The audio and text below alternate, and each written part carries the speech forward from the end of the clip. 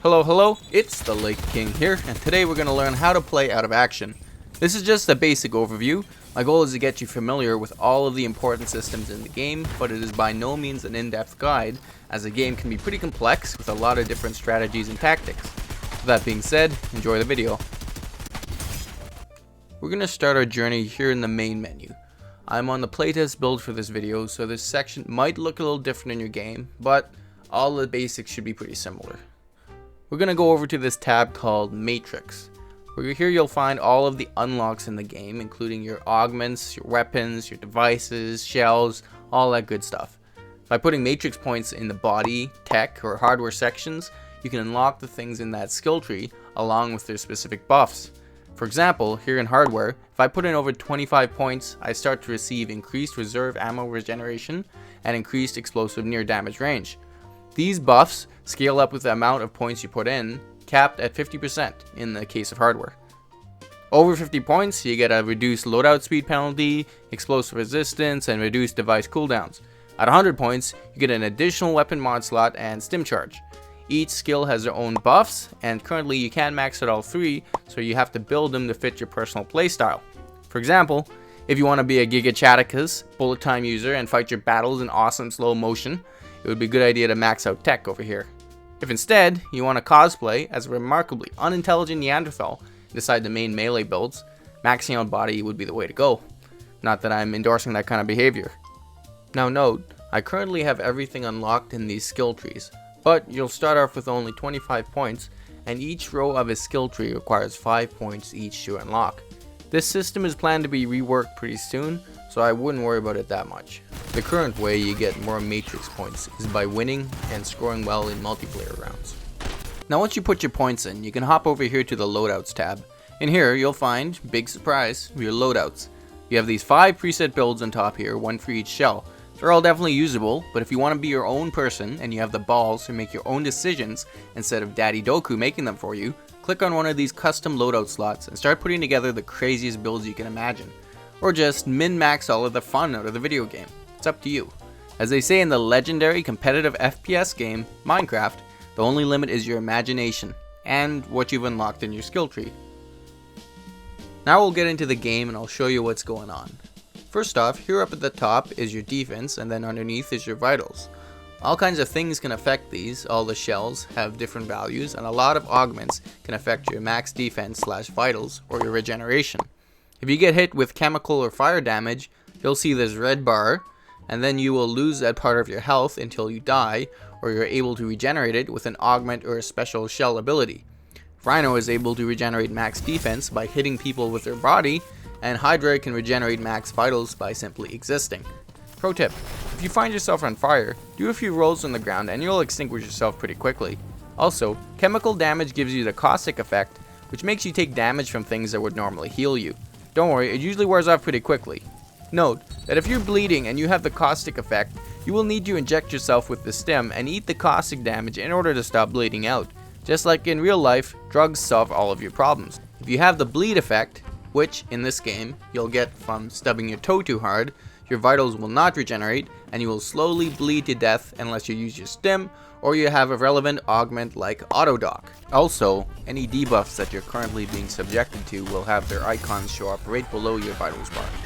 Next, on the top left here is your radar. This is a very important tool. Keeping this in your peripheral vision at all times will help prevent you from getting diddied by some sneaky bastard oozing around the map, and it'll help you win fights when obstacles are around. On the radar, your enemies are represented by these red dots. When it's a diamond, that means your enemy is on the same level as you. When it's a triangle pointing up, it means that they're above you, and when it's pointing down, it means that they're below you. When the icon is glitching out like this, it means there's a ghost shell nearby, so protect your booty. The further your enemies are from you, the more faded the icons get. If the icon is bright red like this, it means they're right on top of you, so if you don't see them right now, you're probably about to die horrifically in the next few seconds.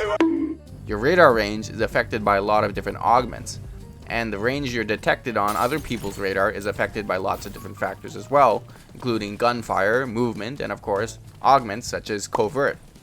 Some augments even disable your radar completely, such as hunter optics. Underneath your radar, we have lock, detected, and scan. Flock is red, it means that someone who can't aim has delegated, and there's a swarm of angry bees homing in on your position in the form of T-Lock ammo. You can get rid of this easily by giving yourself the overcharge or shroud buffs, most commonly gotten from these devices. You can also get into cover. They can't follow you into buildings, most of the time. Detected being red means that they know where you're hiding, both the IRS and the enemy team. When you're detected, you show up like this, and any team worth their salt will be communicating your position to each other, so if you're trying to be sneaky, they're gonna be on that ass like a juicy zucchini at a vegan barbecue. There's some nasty wallbang builds that you gotta watch out for that rely on detection, so don't assume that you're safe inside a structure. The easiest way to quickly shake off detection is with the Shroud device, which gives you a glorious 5-second detection immunity, all for the low cost of a dozen or so feet pics sent directly to the Doku Games Twitter account. Tag means that you have the pin of shame hovering over your little noggin, and everybody on the enemy team can see it. Doesn't matter if you're on the other side of the map, the red arrow will reveal your secrets. Tagging any enemy you see automatically is a good habit to get into, as it can really help you and your team slaughter them more efficiently. Funnily enough, teleporting removes the tag. You can also just run away a little bit, and your nasty little indicator will vanish. Down here is your core bar. Your core is your bullet time ability. This is what you use to farm those montage-worthy slow-mo highlights for your 57 subscriber YouTube channel.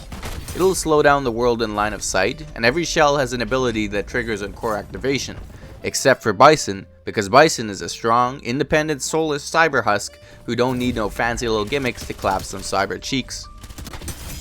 Core regenerates automatically, but the speed at which it regenerates is greatly affected by your augments and your shell choice. By shell choice, I mean Bison. Bison gets 25% faster core regeneration. No other shell gets a buff to core regen, because they suck. An augment like Unstable Core hugely boosts your core regen at the cost of exploding like a Cybertruck in a parking lot whenever somebody disables you. When you core, everything within line of sight will slow down. Players can escape your core by breaking line of sight, so when you activate, make sure that people can't escape easily. It's not an instant win button, it just gives you an advantage.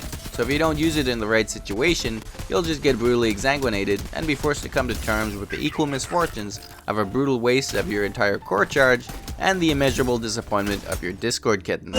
If you want to have more of an advantage when you activate your core, both the TTK and TD ammo are unaffected by core slowing. Note, this only applies in your own core. When someone else activates core, they'll just be as slow as anything else. There are also several augments tied to core speed, including Overclocked, which will give you the speed of Prime Roadrunner at the cost of gaining the durability of Prime Jake Paul. When your core is ready to go, you'll hear this sound effect, and it'll start to flash. It's easy to miss in the heat of battle, so make sure you keep it in mind. You'll also get combat rating bonuses for any damage or kills in your core. More on that later though. Just below your core bar is your aux bar. This is like a stamina bar for being cool. When you're running around normally, your aux will not deplete at all. Only when doing maneuvers does it start to drain, and when it drains, it can get painful real fast. The lower your aux, the lower your max maneuver speed will be. So suddenly that cool diving kill that you were going for can end up with you falling flat on your face like your racist uncle at Thanksgiving after a few packs of Bud Light. Every shell has different aux regen and ground speed, with Bison and Dragon generally being the most zippy, and with Rhino being your stereotypical American. You also have aerial maneuver charges, which allow you to shove physics into a locker and walk on air. Every shell has one air charge by default, except for Dragon who gets 2. You can unlock an additional air charge by maxing out your body foundation, and certain augments may grant you more up to a maximum of 4.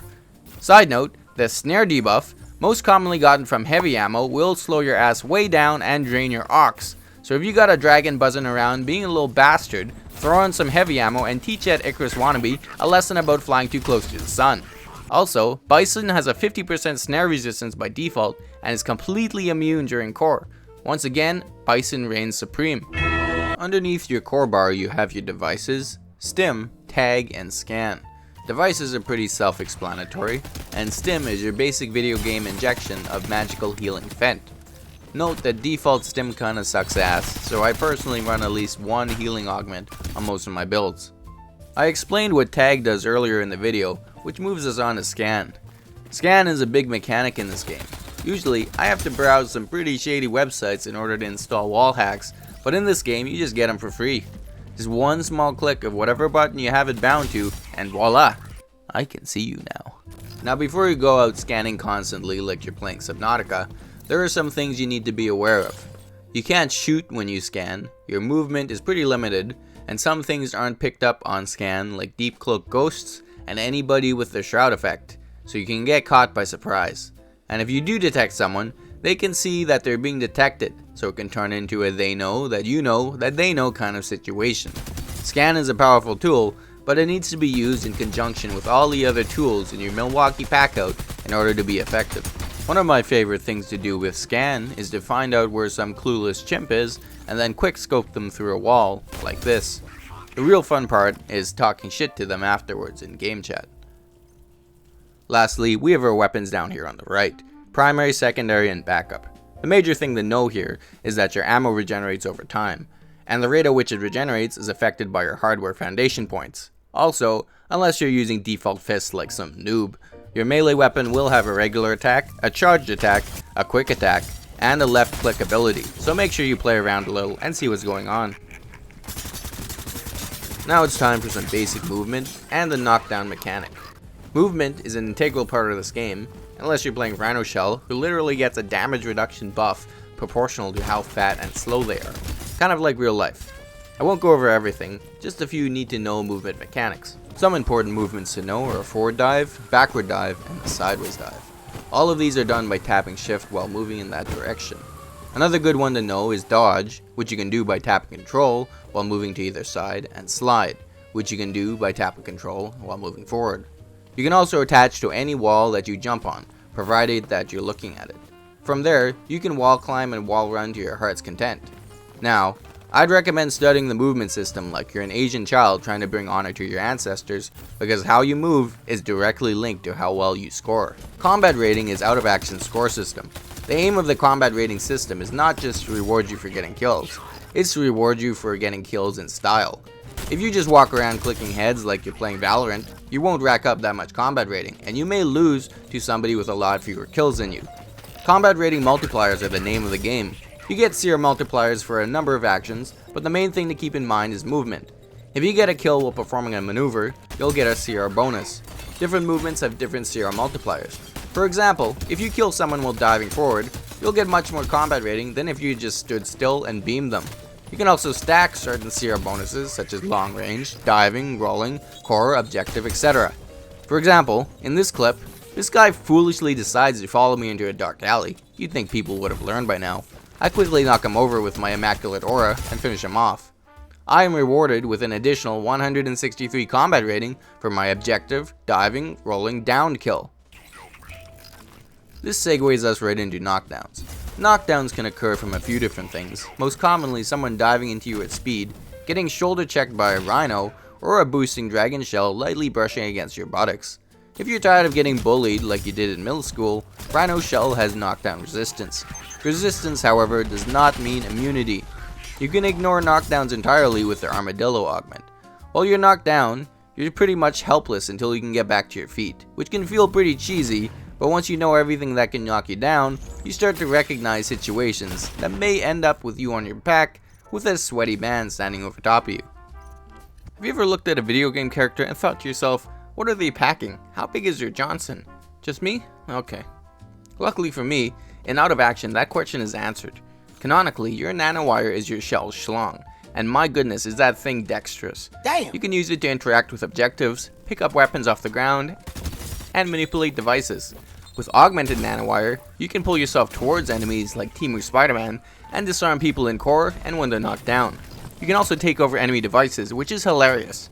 The Tether Augment makes your Nanowire electrified for his pleasure, and is truly a stain on an otherwise great game.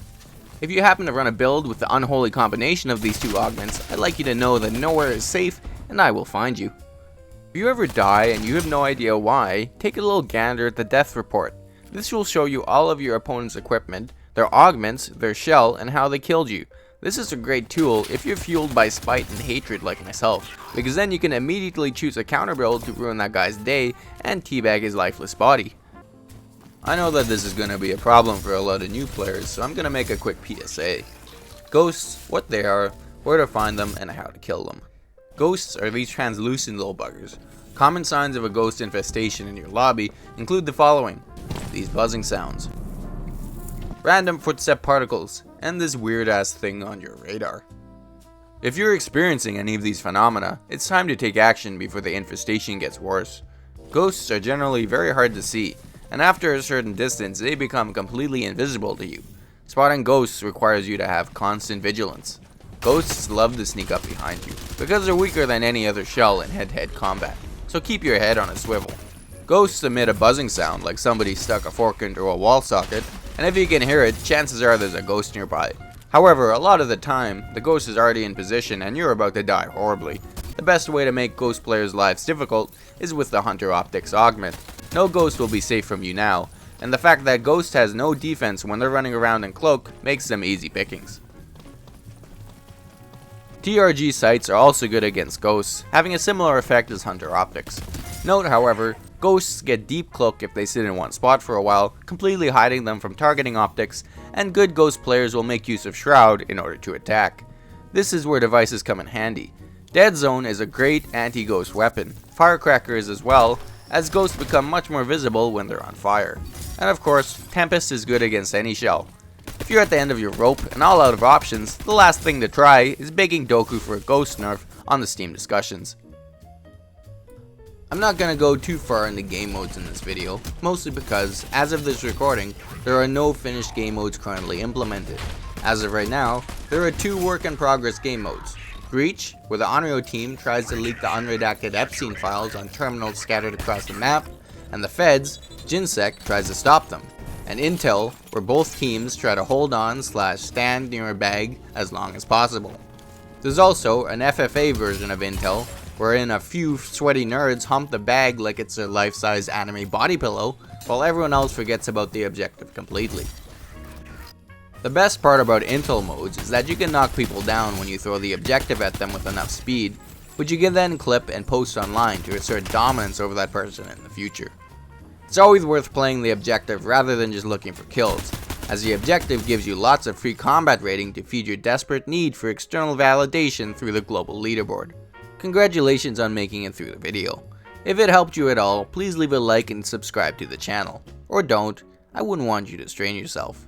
Also, comment down below if you'd like me to make a more detailed guide about anything in the game.